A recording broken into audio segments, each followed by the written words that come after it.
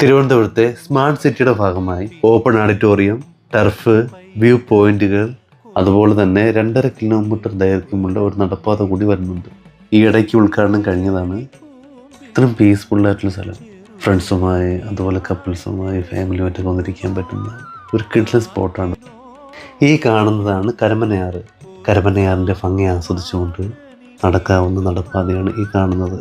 ആറിലേക്ക് ഇറങ്ങാനുള്ള വ്യൂ പോയിന്റുകളുണ്ട്. അവിടെ മാത്രമേ ഇറങ്ങാൻ അനുവാദമുള്ളൂ. പ്രകൃതിയുടെ ഭംഗി ആസ്വദിച്ചുകൊണ്ട് എത്ര സമയം വേണമെങ്കിലും നമുക്കിവിടെ ചിലവഴിക്കാം. നിലവിൽ പ്രവേശന ഫീസ് വരുന്നില്ല, അതുപോലെ തന്നെ സമയക്രമീകരണം വരുന്നില്ല. കരമനയാറിൻ്റെ ഭംഗി തൊട്ടടുത്ത് കാണാൻ പറ്റുന്ന വ്യൂ പോയിന്റുകളാണ് ഈ കാണുന്നത്.